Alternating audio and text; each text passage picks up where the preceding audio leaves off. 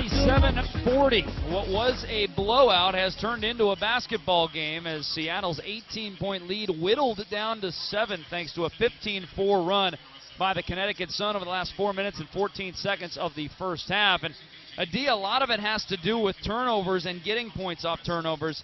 First quarter, Connecticut 0 points off of 5 Seattle turnovers. Second quarter, 10 points off of 7 Seattle turnovers. Connecticut doing a great job of ripping and running the other way. They are, and the Storm had a lot of unforced turnovers in the second quarter. So I think if you're going to take 2 adjustments from the first half, it's going to be the Storm talk about taking care of the basketball and still maintaining their aggressiveness.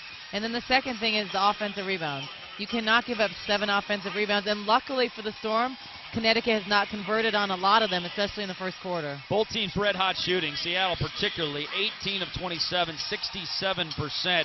Connecticut shooting very well as well, 15 of 33, 46%.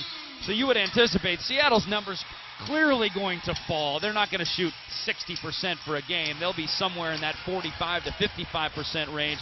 Connecticut shot 60% in the second quarter alone, up to 46%. That's got to disturb Brian Agler more than anything because he prides himself at holding teams in the 30s. Yeah, and so that's the biggest adjustment. And they got a lot of their confidence off of their defense. Your defense creates your offense, and they were able to force the Storm into turnovers and then convert it on the other end. Asia Jones bumped and fouled on the initial Connecticut possession, so they will inbound far side with Kalina Green, the trigger. Guarded by Swin Cash. Here's Renee Montgomery, who was exquisite in the second quarter. Feeds McCray, 3-ball in the way. That would have been a big one for Connecticut right there. Would have cut it to 4. Instead, Seattle with the carom. Camille Little hands off to Tanisha Wright for the Storm's first possession of the third quarter. Tanisha around a big screen from Ashley Robinson. Crossover dribble, finds Sue on the curl. Little 12-footer, pull up and in. Boy, when all else fails and your offense is sputtering, just find number 10. It's as simple as that. Subert has to stay aggressive. She had 10 points in the first quarter, and she needs to be aggressive off the pick and roll. Jones throws it away as Camille Little does a nice job sneaking into the passing lane, feeding Tanisha Wright, who goes straight to the basket and is blocked by Renee Montgomery. And Tanisha will go to the free throw line for 2. And boy, the T-train is running tonight. There is no question about it.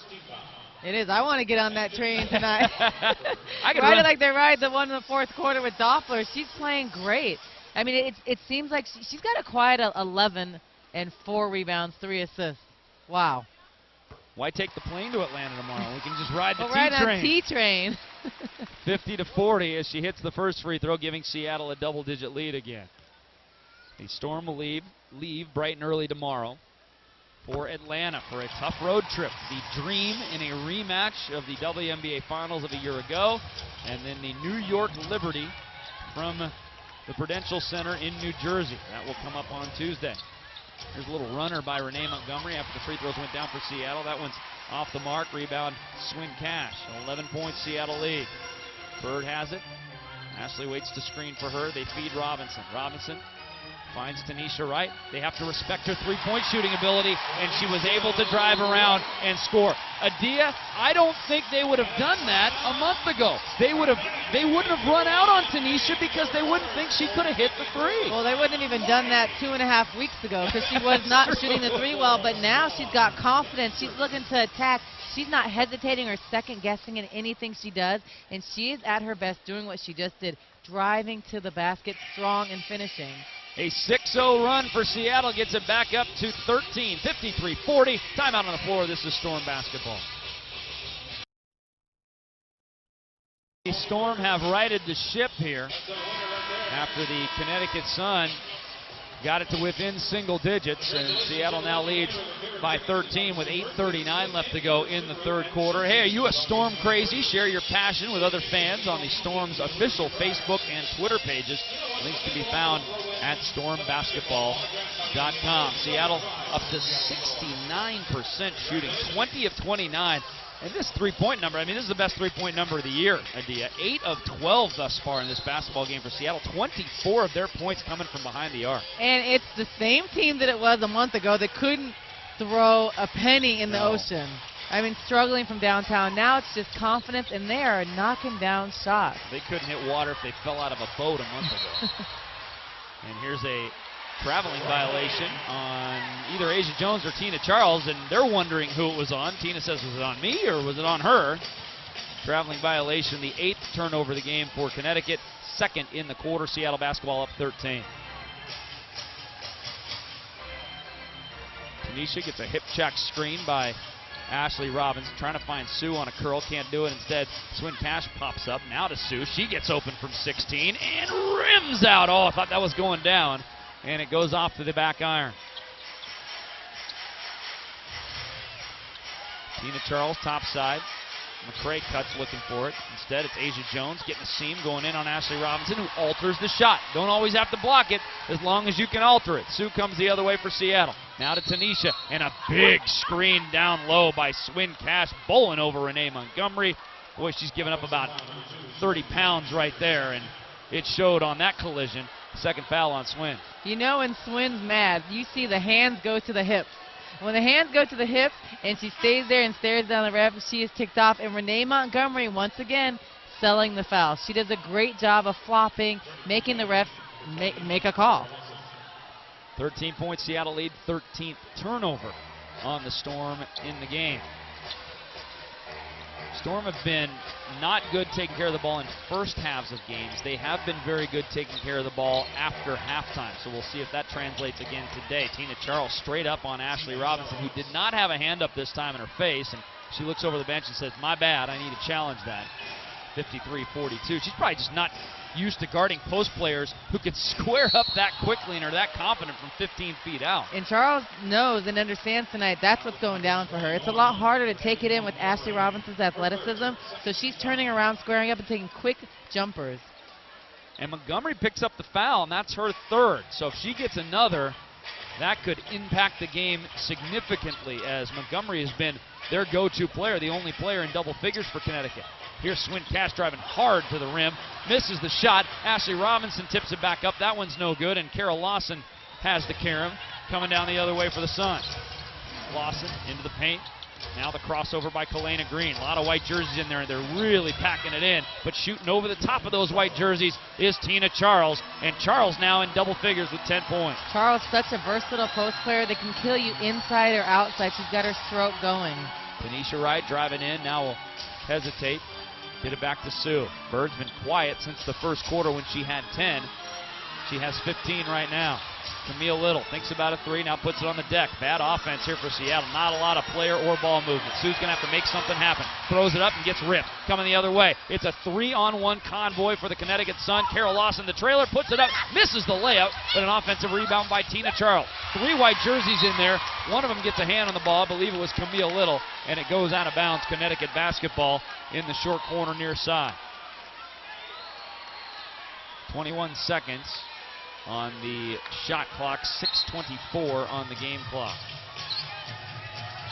Third quarter in a 9-point game. Big possession here for Connecticut. They can get it within 7 or potentially 6. Closest they've been is 7 in a long, long time. Here's Asia Jones, now to Kalena Green. 8 on the shot clock, step back over Cash. That was a prayer, but right there is Tina Charles to pick it up and put it back in. It's a 7-point basketball game. That's where they were at halftime. Swin far wing. Tanisha around a curl now. Gets a screen from Ashley Robinson. Hesitates, now drives strong into the lane. Puts it up off the glass. Goes right at Charles and scores. Tanisha Wright has been sparkling. 17 points, 4 rebounds, 3 assists on a perfect 6 of 6 from the field. She's playing great, not intimidated, and covers the ball well and uses her body to create space in the lane. Montgomery working on right. Now dumps it low Charles. Ashley Robinson all over her and a little too tight, and that's just not a smart foul, Adia. That's 4 on Ashley. Not that far out. I like Ashley's aggressiveness, but not that far out. Right inside the 3-point line. Tina Charles isn't typically going to shoot that far out. She can, but that's not her game. You got to give her a little space once she gets the ball, because remember, you can't armbar when someone's back's to the basket. Boy, not a lot of contact there. But still, you're exactly right. I mean, you've got to realize, maybe if you got 1 foul, fine. But when you have 3, you can't commit a foul like that because you know you're going to sit the rest of the And quarter. Ashley's long enough to contest that shot with a little bit of space. Lawson has it, gets a screen from Asia Jones. Double team now. They get it to Jones. Attacking right down Broadway. Off the glass. It rolls around twice and goes down. Back to a 7-point game, 55-48. Approaching the 5-minute mark here in the third. Tanisha trying to go coast to coast. Splits the defense. Feeds Camille, and she loses handle of the basketball. Turnover on Seattle. That is number 15 on the game. Jones to Lawson. Big shot, Kara right there. It's a 4-point contest. Brian Agler's going to want to take it to midcourt and call a timeout, I believe. A very good timeout, because right now Connecticut has momentum. The Storm are out of sync on offense, dribbling too much. So right now, slow things down, take Connecticut out of their confidence zone right now. 4:44 left to go in this third quarter. We'll keep things right here. It's a full timeout. Storm lead the Sun 55-51. We mentioned at the beginning of the broadcast a huge basketball game for Seattle tonight. Not only to keep their near-perfect home mark intact, where they've only lost one game, but the second-place tie in the Western Conference, 11-8, 11-8, 11-8. Seattle, Phoenix, and San Antonio. This is the last game for Seattle against the elite teams in the WNBA, Indiana, Connecticut, and Minnesota. Those other teams, Phoenix has 4 against those teams. San Antonio has 6 against those teams. So Seattle really has a scheduling advantage down the stretch over those two teams. Yes, and Seattle's still confident right now. They're playing better each game. So to take care of home before you go on this tough road trip, it's really important. And to just separate yourself, keep on chipping away. You have an easier August schedule. So all of these things in the end can really be beneficial if you take care of home court. All those teams have more home games than road games. Phoenix has 9 home, 6 road. Seattle, including this game, 9 home, 6 road. San Antonio has 8 home, 7 road, so very even there. But just the strength of schedule really favoring Seattle. Now that Minnesota appears like they're going to run away with the Western Conference, 8 wins in a row.